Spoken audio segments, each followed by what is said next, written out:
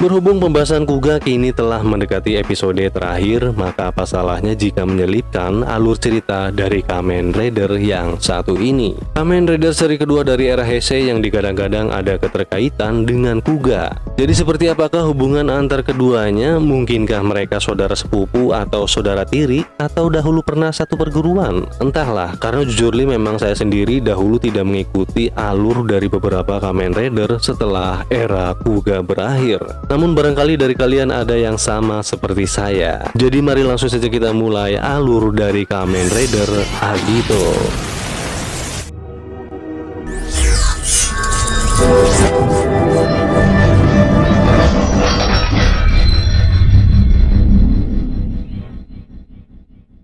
Diawali dari seorang bocah yang menemukan benda misterius di pantai pasca terjadinya badai yang memporak-porandakan sebuah kapal hingga barang-barang seisi kapal berserakan di pinggiran pantai. Dengan insting bocilnya ia memutar salah satu piringan pada benda tersebut dan seketika itu piringan yang lainnya pun ikut berputar. Sementara itu pihak kepolisian sedang melakukan uji coba sistem G3 yang dikenal sebagai pasukan anti makhluk tak dikenal, yaitu sebuah baju besi layaknya Iron Man. Widih, dan yang mengenakan power suit adalah pria yang bernama Makoto Hikawa, didampingi timnya yang memonitor sistem tersebut.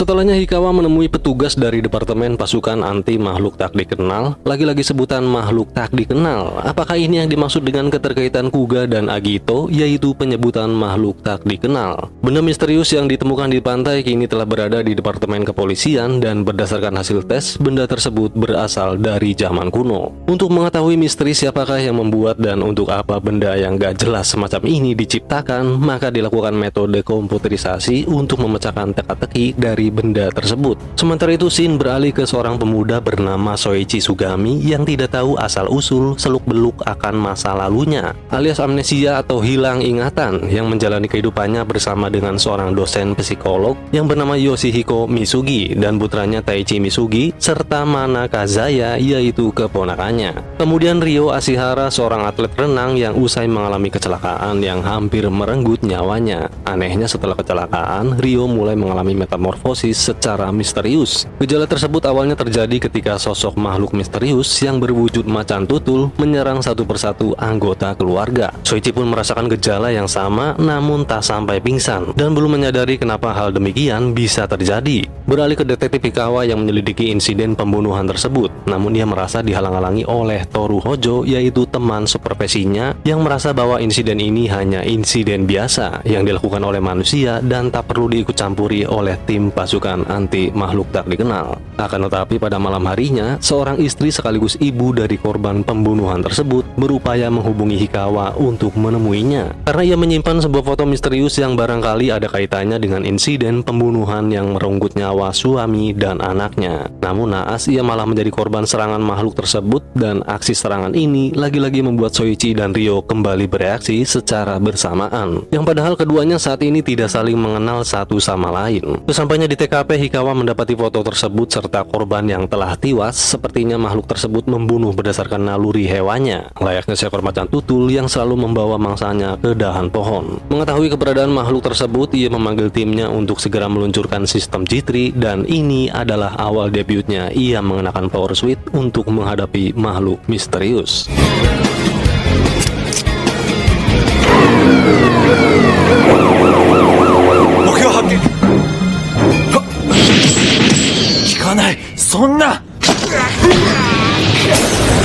Dalam pertarungannya, kekuatan serangan power suit ini nampaknya tidak berpengaruh pada makhluk tersebut. Yang ada ia malah kewalahan hingga beberapa unit sistem di tubuhnya mengalami kerusakan.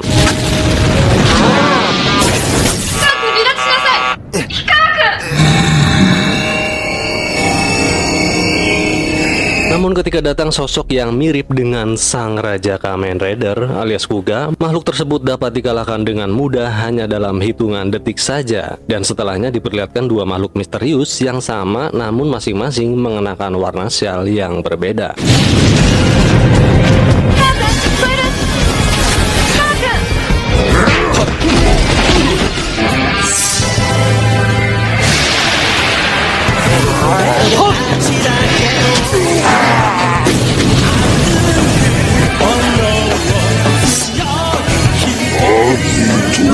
なんだあいつは。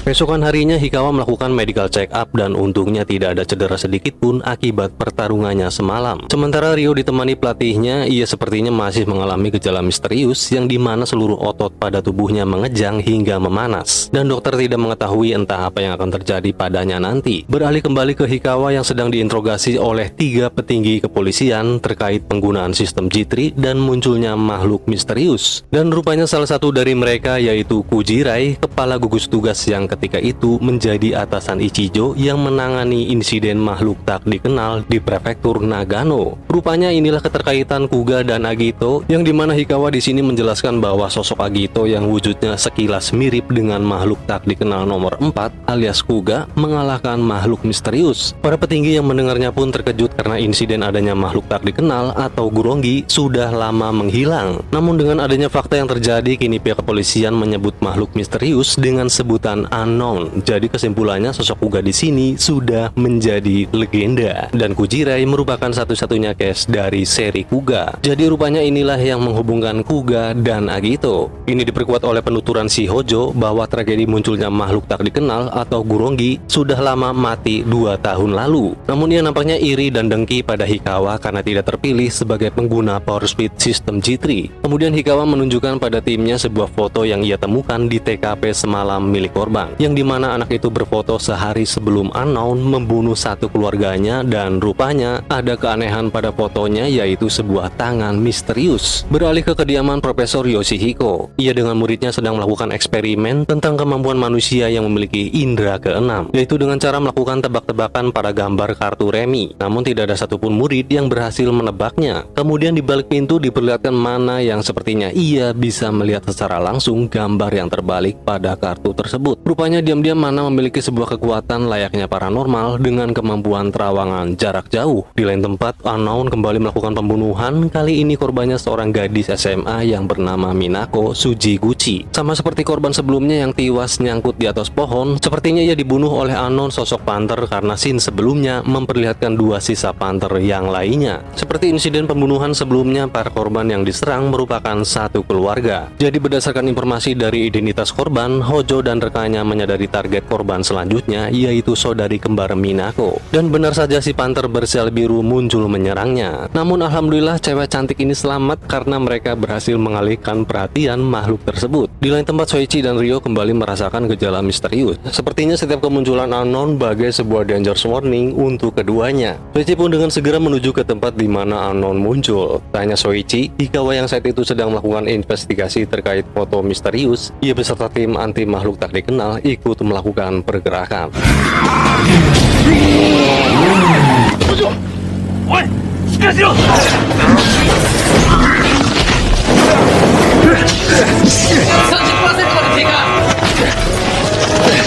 Dalam pertarungannya, lagi-lagi Power Sweet Hikawa mengalami kerusakan karena kali ini ia menghadapi serangan 2 Panther sekaligus. Bahkan senjata canggihnya pun tak berguna sama sekali, alhasil ia pun terpojok. Namun kedatangan Soichi membalikan keadaan. Dengan mudahnya ia membantai kedua Panther dan wujud Agitonya pun nampaknya bisa gonta-ganti. Ia bahkan memiliki tongkat yang ditarik keluar dari belt miliknya dan setelah digunakan untuk mengeksekusi, tubuhnya pun kembali ke bentuk dasar Agito. Dan eksekusi pun kembali dilakukan pada musuh yang tersisa dengan menggunakan Rider Kick.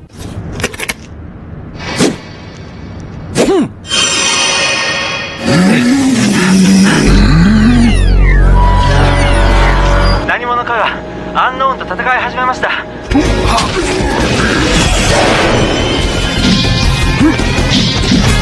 わった。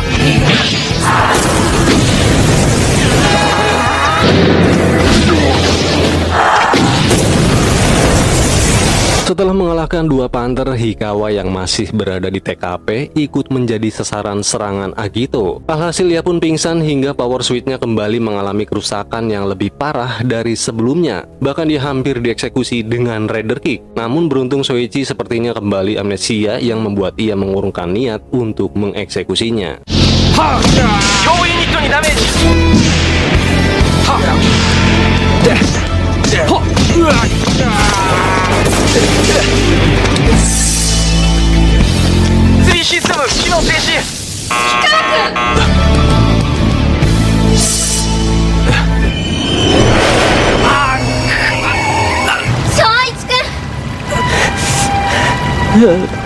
Keesokannya Hojo dan Hikawa melaporkan kejadian munculnya unknown semalam kepada para petinggi kepolisian. Melihat dari beberapa insiden yang disebabkan unknown, Hojo akhirnya menyadari bahwa insiden demikian perlu penanganan khusus dari pasukan anti makhluk tak dikenal, dan ia meminta para petinggi untuk memproduksi sistem G3 yang sama. Sepertinya si Hojo ini pengen jadi Kamen Rider, karena menurut penuturan Ozawa, anggota satu tim Hikawa, sejak pertama dibuatnya proyek G3, kandidat penggunanya adalah si Hojo. Namun pada kenyataannya Hikawa lah yang terpilih serta cocok untuk menggunakannya. Dan kini mereka mengetahui makhluk tak dikenal yang mirip Kuga adalah Agito. Itu berdasarkan unknown yang memanggilnya di TKP. Beralih di sebuah lahan arkeolog ditemukan mayat yang dimana terdapat keanehan pada mayat tersebut karena tidak ada tanda-tanda digali atau dikuburkan. Dan sementara polisi menduga itu ulah pihak tak dikenal. Dari informasi yang ditemukan, korban hidup seorang diri di sebuah apartemen. Hikawa kemudian berniat untuk pergi ke apartemen korban, berharap bisa menemukan sebuah petunjuk atas kematiannya. Karena sepertinya unknown tidak mungkin serta-merta menyerang korban tanpa alasan, dan fakta sementara mereka hanya menyerang satu keluarga. Kemudian terlihat sosok unknown yang kali ini berbeda dari sebelumnya. Sepertinya unknown yang satu ini tipe penggali lubang dan bisa dipastikan bahwa ialah pelaku pembunuhan yang menyeret korban hingga ke dalam tanah.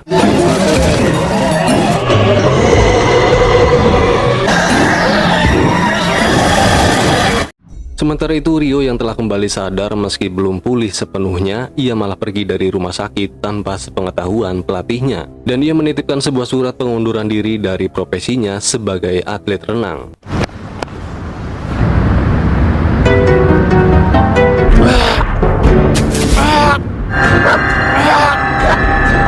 Di sisi lain, Soichi takut dengan kekuatan miliknya yang tidak bisa ia kendalikan, yang bahkan ia tidak mengingat apapun dengan kejadian semalam ketika ia berubah menjadi Agito. Dalam kondisi seperti ini tentu membuatnya khawatir tentang masa depannya. Namun depresi yang ia rasakan bisa terobati ketika ia melakukan pekerjaan rumah tangga, karena Soichi merasa nyaman serta itu adalah hal yang cocok untuknya. Dan ia berupaya untuk melindungi semua orang yang tinggal bersamanya.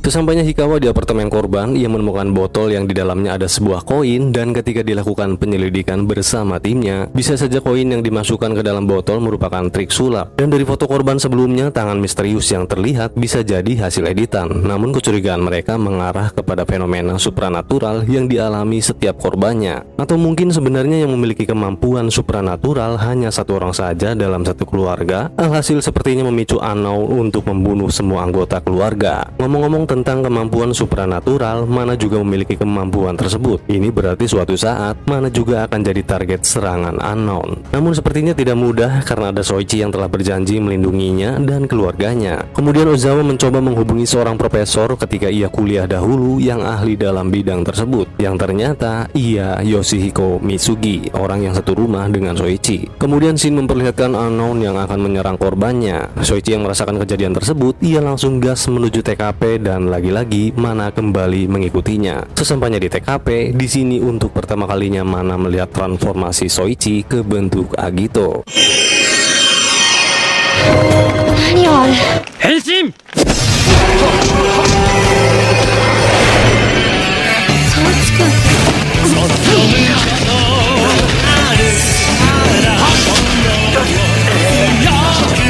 Rupanya lagi-lagi Soichi harus menghadapi dua unknown sekaligus, dan ketika salah satunya terkena Rider Kick, nampaknya untuk kali ini tidak mempan sama sekali, karena mungkin dia belum menyelesaikan ritual Rider Kick-nya, karena biasanya ada semacam lambang tanduk di bawah sebelum melakukan eksekusi, hingga pada akhirnya kedua unknown malah mengakhiri pertarungan dan kabur.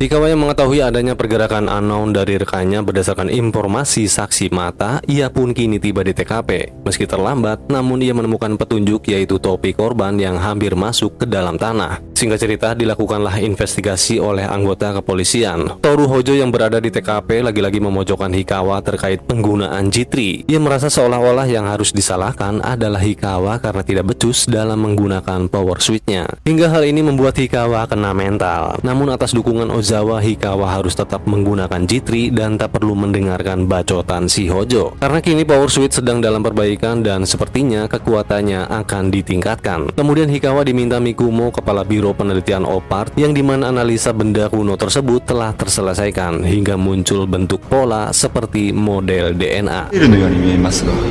そうね。以上前のものじゃないんですか。非常に得意なパターンなんだけどね。 Nampaknya Mikumo terlihat sangat excited dengan ditemukannya model DNA tersebut pada Project Opart, karena ia berencana untuk melakukan percobaan, yaitu dengan merubah pola DNA ini menjadi sebuah obat. Beralih ke Soichi yang tiba-tiba meninggalkan kediaman Profesor Yoshihiko, lalu ditemukan sepucuk surat darinya bahwa Soichi berhutang budi pada keluarganya. Kemudian Mana meminta penjelasan pada pamannya tentang bagaimana Soichi yang lupa ingatan, dan diceritakanlah awal mula Soichi ditemukan. Ketika itu ia dalam keadaan tak sadarkan diri ditemukan di bibir pantai oleh sekelompok siswi SMK murid dari Profesor Yoshihiko. Meski pada saat itu Soichi tidak terluka, namun Profesor menduga bahwa ada yang menyerang Soichi, dan satu-satunya yang dimiliki pada saat itu hanyalah amplop kosong yang tidak diketahui asalnya. Dan Profesor teringat akan sikap Soichi yang saat itu lebih memperdulikan sepatu siswi tersebut yang basah ketimbang dirinya. Beralih ke Ryo Ashihara yang didatangi oleh si pelatih yang mengkhawatirkannya, dan nampaknya Ryo akan menunjukkan sesuatu pada si pelatih terkait kejadian aneh yang ia alami. どういうつもりだ。お見せします。 Pada akhirnya Soichi kini kembali lagi ke rumah. Ia merasa bimbang dengan perubahan wujudnya yang ia sendiri tidak mengerti kenapa hal demikian bisa terjadi. Ia hanya merasa harus melawan para monster tersebut. Awalnya Soichi khawatir dengan kehadirannya di rumah Mana, karena bisa jadi suatu saat tanpa sadar ia bisa menyerang siapapun. Namun karena Mana mengetahui pribadi baik Soichi dari pamannya, maka ia tidak akan takut jika suatu saat Soichi kehilangan kendali. Kemudian datang Hikawa yang ingin mengunjungi Profesor Yoshihiko untuk meminta pendapatnya tentang fenomena supranatural yang ia duga sebagai pemicu insiden pembunuhan yang dilakukan Unknown dengan memperlihatkan barang bukti milik korban berupa foto dan koin di dalam botol. Namun menurut Profesor, foto tersebut terlihat normal karena mengalami degradasi warna. Degradasi dari Hong Kong, pada jelas-jelas itu tangan pak, kocak sekali si bapak ini. Sedangkan koin tersebut menurutnya dimasukkan dengan folding koin atau trik melipat koin. フォールディングコイン。簡単な仕掛けだよ。一体どうやって。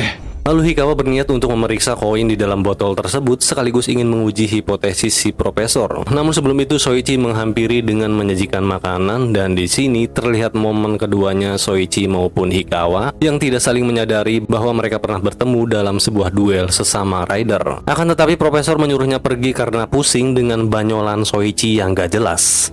何も言わんでいい。下がりなさい。 Ketika Hikawa akan memecahkan botol tersebut, Ozawa memberitahunya bahwa ada laporan munculnya Unknown yang hendak membunuh, dan kebetulan J3 System telah diperbaiki. Alhasil Hikawa harus menunda untuk menguji kebenaran dari koin tersebut. Mana yang mengetahui insiden ini, ia menyadari bahwa Soichi pergi ke TKP di mana Unknown muncul. Henshin!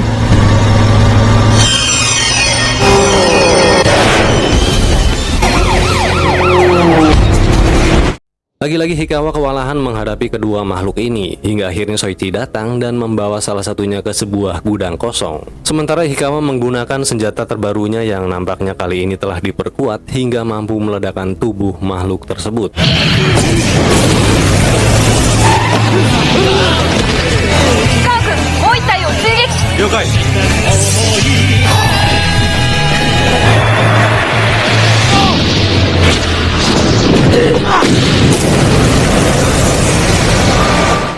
Setelah mereka menghabisi kedua Unknown, Hikawa kemudian bertanya pada Agito, apakah kau musuh atau sekutu? Namun Agito tidak merespon sedikit pun, ia malah kayak orang sombong dan melengos pergi.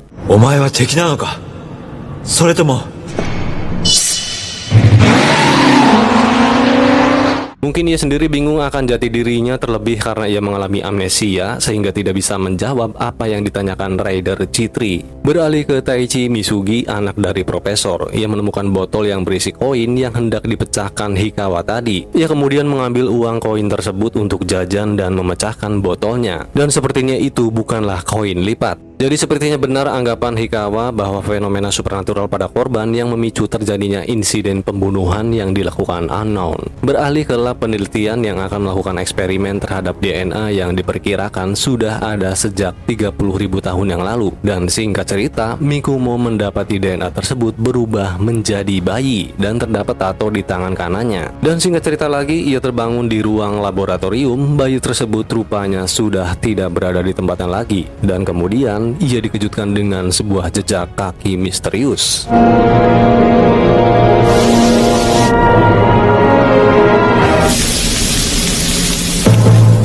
Di lain tempat, Ryo ingin menemui sang pelatih untuk meminta pendapat terkait perubahan wujudnya. Namun nampaknya si pelatih tidak ingin bertemu dan malah memecatnya dari klub renang karena sepertinya si pelatih ketakutan setelah melihat perubahan aneh pada tubuh Ryo. Dan setelahnya ia nampak memandangi foto dirinya bersama dengan seorang wanita.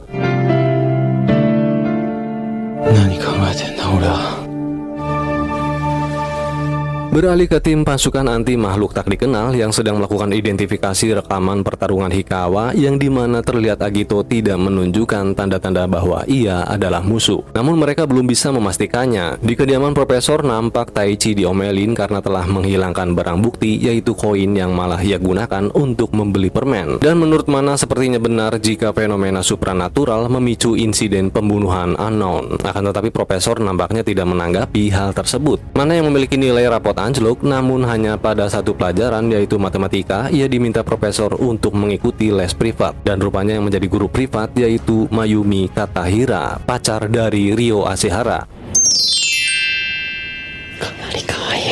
Sementara itu, laboratorium divisi Opart kini telah dibubarkan karena dianggap gagal dalam bereksperimen. Karena menurut Mikumo itu tidak ada hasil sama sekali, atau mungkin ini bisa jadi hanya akal-akalan Mikumo untuk menutupi kesalahannya. Karena ia nampak merahasiakannya setelah menciptakan makhluk yang akan membawa kemungkinan terburuk bagi umat manusia. Beralih kembali ke Mana, dalam pengerjaannya ia selalu mengandalkan kekuatan supranatural untuk mengetahui jawaban yang benar tanpa menggunakan sebuah rumus. Mayumi pun mengatakan bahwa Mana sepertinya tidak memerlukan pengajar lagi. Namun menurut Mana itu hanya sebuah kebetulan dan nampaknya Soichi tertarik dengan bu guru cantik yang satu ini. Yoroshiku onegaishimasu.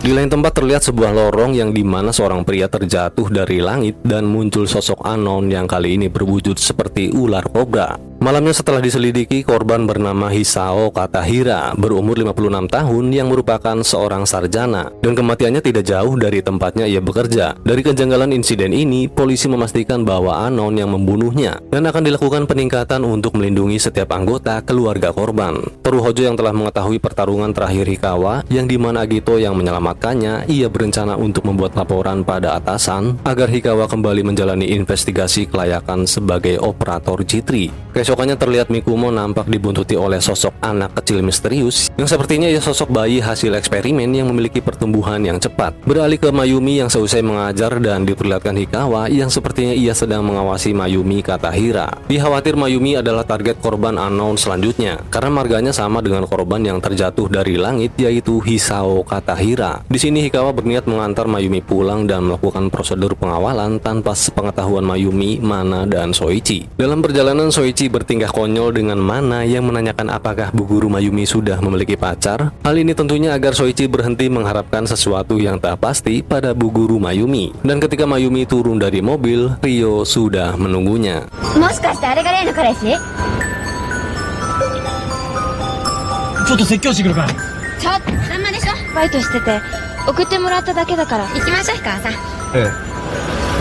Hubungan Ryo dan Mayumi sepertinya usai merenggang karena kesibukan Ryo sebagai seorang atlet. Namun kini Ryo jadi pengangguran dan kuliahnya pun di DO karena sering absen. Saat ini ia sedang dalam keadaan depresi dan membutuhkan kebahagiaan terutama dari wanitanya. Dan mereka nampaknya masih saling mencintai. Ceile drama bucin. Di sisi lain Hikawa menurunkan Soichi dan Mana karena ia berniat untuk kembali mengawasi Mayumi. Seusai Ryo berkeluh kesah pada Mayumi, ia berjanji tidak akan membuatnya kesepian lagi dan akan menemui keesokan harinya. Beberapa saat setelah Ryo pergi, rupanya benar saja Mayumi merupakan target korban dari unknown sosok ular kobra. Namun beruntung Hikawa menghadangnya meskipun tanpa mengenakan power suit J3 dan Soichi dengan segera bergegas menuju TKP.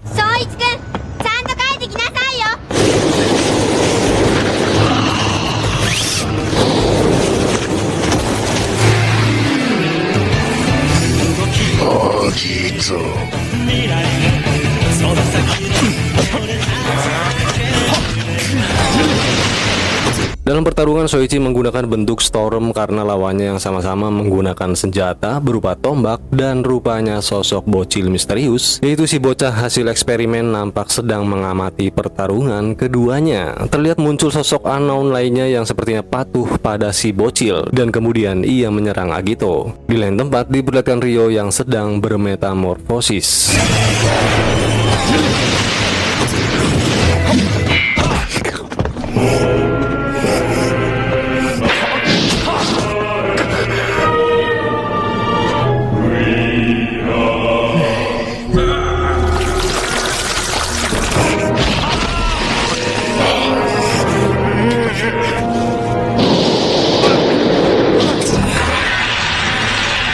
Jadi siapakah sebenarnya sosok bocil tersebut? Kenapa ia terlihat seperti pemimpin unknown? Dan bagaimanakah kondisi Ryo serta seperti apa wujudnya? Nantikan di part selanjutnya.